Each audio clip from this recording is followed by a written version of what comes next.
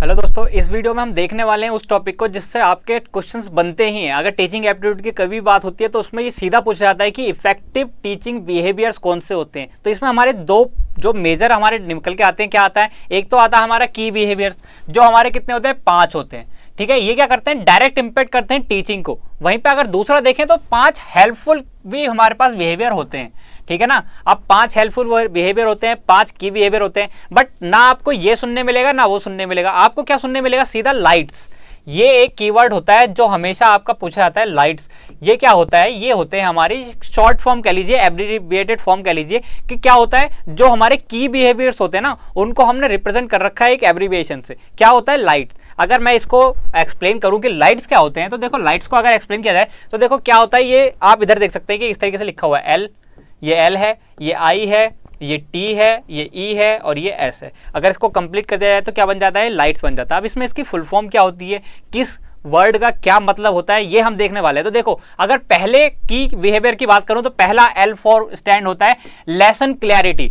Lesson clarity में क्या आता है कि यहाँ पे step by step clear idea, यहाँ पे ये इसका क्रिस्प लिखा हुआ है मैंने कि step by step clear idea होना चाहिए कि क्या हम करने वाले हैं, टीचिंग में क्या करने वाले हैं। इसमें जब जैसा लेसन प्लान बनाते हैं, जैसा आपके लिए लेसन प्लान बनता है कि पहले ये पढ़ाया जाएगा, फिर आपका एग्जाम लिया जाएगा, फिर आपका ये पढ़ाया जाएगा, फिर आपका एग्जाम लिया जाएगा। जैसे सीक्वेंस ऑफ यूनिट कह सकते हैं, सीक्वेंस ऑफ चैप्टर्स कह सकते हैं। ठीक है ना, पहले आपको एडिशन ही पढ़ाया जाएगा, फिर सब्ट्रैक्शन, मल्टीप्लिकेशन या एडिशन पढ़ाया जाएगा।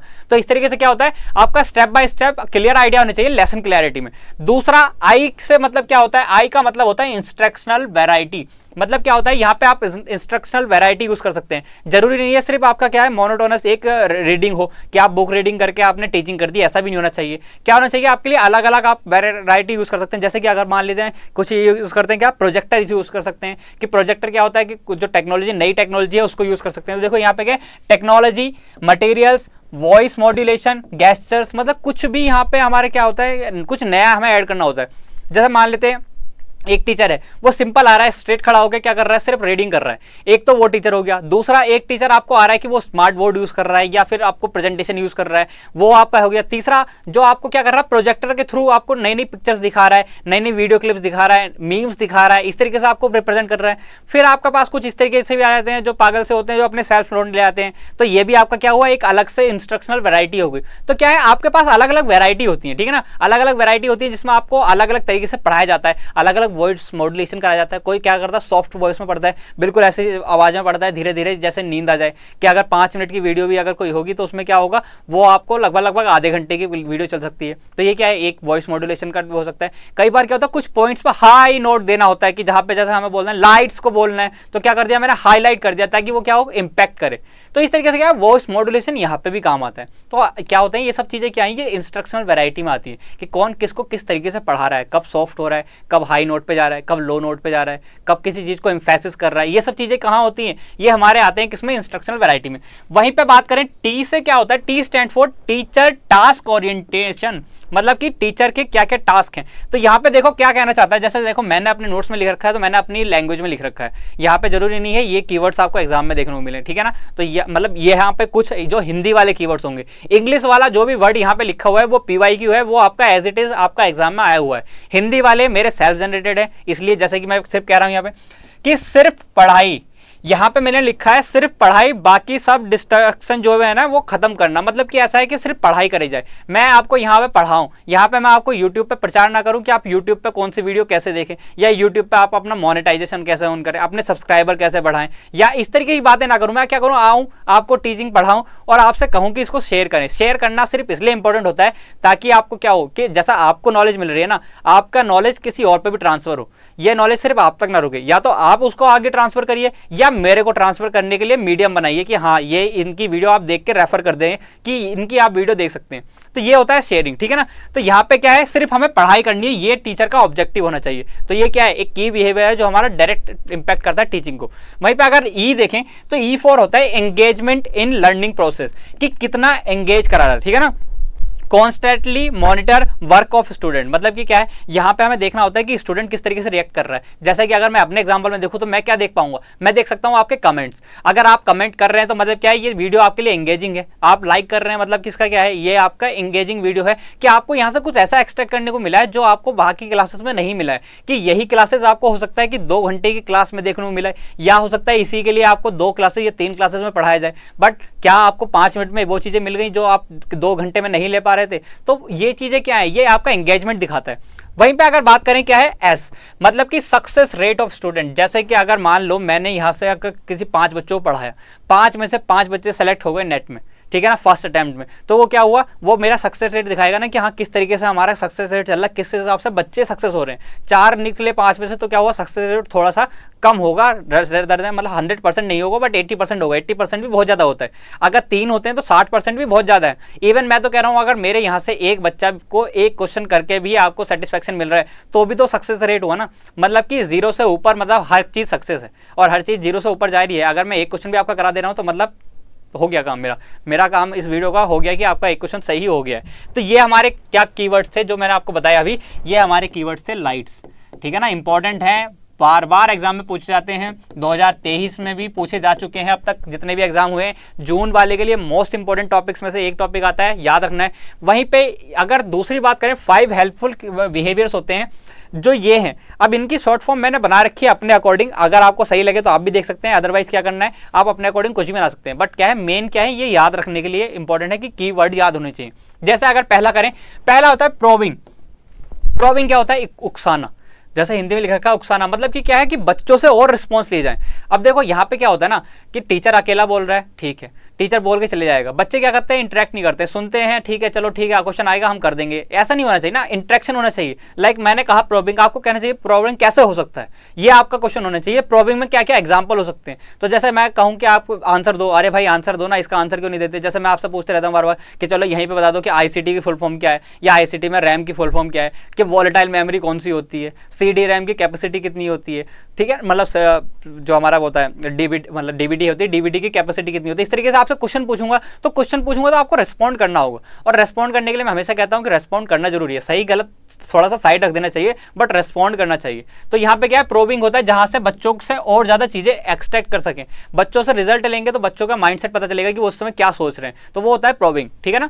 अगर बात करें क्वेश्चनिंग, तो क्वेश्चनिंग भी इंपॉर्टेंट होता है। क्या, जैसे मैंने अभी बोला कि क्या है, क्वेश्चनिंग करना ही एक तरीके से प्रोबिंग होता है। जैसे मैंने आपसे क्वेश्चन कर लिया बच्चों से कि क्या है भाई, हाँ भाई सीधे बताओ कि इसका आंसर क्या है। जैसे यहीं पे मैं आपसे पूछने लग जाऊं कि अभी भाई जो मेमोरी लेवल ऑफ टीचिंग होती है उसमें जो उसकी यूनिट होती है वो यूनिट क्या होती है, या अंडरस्टैंडिंग यूनिट क्या होती है, ठीक है, अंडरस्टैंडिंग लेवल में क्या कौन सा ऐसा कीवर्ड है जिससे आप अंडरस्टैंडिंग को पहचानेंगे। तो इस तरीके क्या हुआ, जो क्वेश्चंस होते हैं तो उससे उनकी अंडरस्टैंडिंग चेक होती है कि क्या आपने प्रीवियस वीडियो देखी है, क्या आपने वो वीडियोस पढ़ी हैं। इस तरीके से क्या होता है, थोड़ा आपका एक्सट्रैक्शन निकल आता है।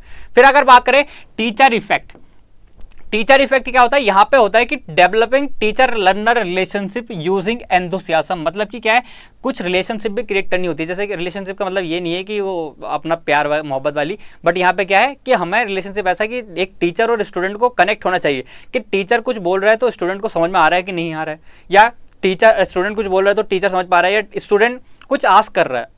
चलो मान लेते हैं अगर कोई स्टूडेंट मेरे से आस्क करे कि सर यहाँ पे हायर एजुकेशन की वीडियो बनाओ, हायर एजुकेशन में जो इंस्टीट्यूट हैं उनके हमारे वीडियो बनाओ, या डिजिटल इनिशिएटिव्स पर कोई वीडियो बनाओ। तो ये क्या है, ये कोई बच्चा पूछेगा तो मुझे करना चाहिए, ये हमारी रिलेशनशिप होनी चाहिए कि कुछ बच्चा आस्क कर रहा है कोई टॉपिक को तो मैं उसको दूं, मैं उसको पे वीडियो बनाऊं, ठीक है ना। और या मैं कुछ बोल रहा हूं, जैसे कमेंट करने के लिए बोल रहा हूं कि अपने डाउट्स कमेंट करो, या आपको कोई टॉपिक चाहिए तो वो कमेंट करो। तो ये क्या है, ये हमारी रिलेशनशिप होनी चाहिए कि आप उस पर रिएक्ट करो, ठीक है ना। तो यहाँ पे ये इस तरीके से इफेक्ट होता है। वहीं पे अगर बात करें हमारी स्ट्रक्चरिंग, स्ट्रक्चरिंग बहुत इंपॉर्टेंट होती है। क्यों, क्योंकि यहाँ पे हम लिंक कर रहे होते हैं prior knowledge to new topics, मतलब कि जो पहले आपने पढ़ रखा है ना, कभी भी आपने पहले कुछ भी पढ़ा हुआ होगा उसको मैं नई टेक्नोलॉजी या नई जो अभी तक हम पढ़ रहे हैं, जैसे अब ये टॉपिक्स हम पढ़ रहे हैं इसको कैसे रिलेट कर पा रहा हूँ प्रीवियस टीचिंग से या प्रीवियस टॉपिक्स से, या जो भी आपने पढ़ रखा है बेसिक लेवल पे, बेसिक एजुकेशन में या क्लास में, मतलब जो अपने या किंडरगार्टन से लेके अभी तक 12th या पीजी तक आपने पढ़ा है उससे किस तरीके से रिलेट कर पा रहा हूँ। वो यहाँ पे क्या होता है, वो होता है अपना स्ट्रक्चर की किस स्ट्रक्चर में कर रहे हैं। सीधे आज के टॉपिक पढ़ाऊंगा नहीं समझ में आएंगे, धीरे धीरे बेसिक बेसिक बेसिक करते हुए समझ में आएगा, आपको सब समझ में आ जाएगा, ठीक है ना। तो ये होता है। फिर अगर सबसे लास्ट बात करें तो यहाँ पे क्या आता है, स्टूडेंट्स आइडिया एंड कंट्रीब्यूशन। मतलब कि क्या है, स्टूडेंट अगर आइडियाज कुछ देते हैं, जैसा कि अगर मान लो मैंने ये वीडियो बनाई, ठीक हो गया, मैंने ये वीडियो बना के अपलोड कर दी, आपने देखी, आपने सजेशन दिया कि सर ये वीडियो की लेंथ ज़्यादा हो रही है, हमें और छोटी वीडियो चाहिए, या ये पेजेस आपको अच्छे नहीं लग रहे हैं नोट्स के, तो आपको क्या चाहिए, आपको सिर्फ वो चाहिए, पीपीटी चाहिए कि पीपीटी में लिखा हुआ हो, पीडीएफ चाहिए। तो इस तरीके के सजेशन अगर कोई दे रहा है या एक्नॉलेज कर रहा है तो उसको क्या करूँ मैं, उसको थोड़ा सा मतलब फीडबैक की तरह लेके और उसको अप्रिशिएट करूँ, उसको बताऊँ कि हाँ यहाँ पे आपने इस तरीके से व्यू दिया है या आपने कंसर्न दिया है, मैंने उसको एक्नॉलेज कर लिया है, अब हम इस पर काम करेंगे या इस पर कुछ रिएक्ट करेंगे। कुछ इस तरीके से हमें आपस में रिलेशनशिप रखनी चाहिए। तो देखो ये पॉइंट्स होते हैं। आप देखो यहाँ पे क्या इंपॉर्टेंट हुआ, यहाँ पे आपके लिए 2 पॉइंट इंपॉर्टेंट हो गए मुझे लग रहा है कि एक तो आपके लिए क्या हो गया, जो ये वाले कीवर्ड्स थे ये कौन से थे, ये आपके थे लाइट्स कीवर्ड, ठीक है ना। और जो मैंने बना रखा है इसका, ये हमारा probing, questioning, teacher effect, structuring and students idea. तो ये मैंने बना रखा है, देखो भाई, PQTSS। TSS की फुल फॉर्म आप ऑलरेडी जानते हो, टीचिंग सपोर्ट सिस्टम भी होती है, बट यहाँ पे क्या है, प्रोबिंग, यहाँ पे questioning, teacher effect, structuring, students idea and contribution. इस तरीके से आप इस दोनों को याद रख सकते हैं। तो देखो इस तरीके से मैं आपको कोशिश कर रहा हूँ कि इस तरीके से आपको टॉपिक, छोटे छोटे टॉपिक्स आपको पढ़ा सकूँ, रेदर देन एक यूनिट कंप्लीट पढ़ाऊँ। क्या करूँ, छोटे छोटे टॉपिक्स जो इंपॉर्टेंट है आपके एग्जाम में, और जो इंपॉर्टेंट है आपके एग्जाम के लिए इसलिए है क्योंकि वो एग्जाम में आ रहे हैं, और जून का एग्जाम आपका ऑलरेडी डिक्लेयर है कि 13 जून को आपका एग्जाम चालू होने वाले। तो क्या है, ये आपके लिए इंपॉर्टेंट रहते हैं कि ये टॉपिक एटलीस्ट आपके पास हो, 50-100 टॉपिक आपके पास ऐसे हों जो आपके पास एग्जाम में क्वेश्चंस आपके कराएं, जो एग्जाम में जिससे क्वेश्चन आ रहे हैं, आएंगे। तो इसलिए मैं टॉपिक को इस तरीके से आपको एक्सप्लोर करने की कोशिश कर रहा हूँ थ्रू माय नोट्स। जो मैंने नोट्स बना रखे हैं उनके अकॉर्डिंग आपको पढ़ाने की कोशिश कर रहा हूँ, ताकि आपको पता चले कि मैं कुछ अलग नहीं पढ़ा रहा हूँ या कुछ अलग मैंने नहीं पढ़ा है। जो आपको पढ़ा रहा हूँ वही मैंने पढ़ा है, और जो मैंने पढ़ा है उसी से मैंने एग्जाम क्वालिफाई किया है, ठीक है ना। तो आप भी अपना तैयारी करते रहिए, बाकी शेयर कीजिए, सब्सक्राइब कीजिए, ताकि आपको नोटिफिकेशन टाइम पे मिले, और आप अपनी तैयारी करते रहिए। जो भी आपका एग्जाम आने वाला है सबको गुड विशेस, और आप अपनी तैयारी अच्छे से कीजिए, ठीक है ना। बाकी सबको गुड विशेस, थैंक यू।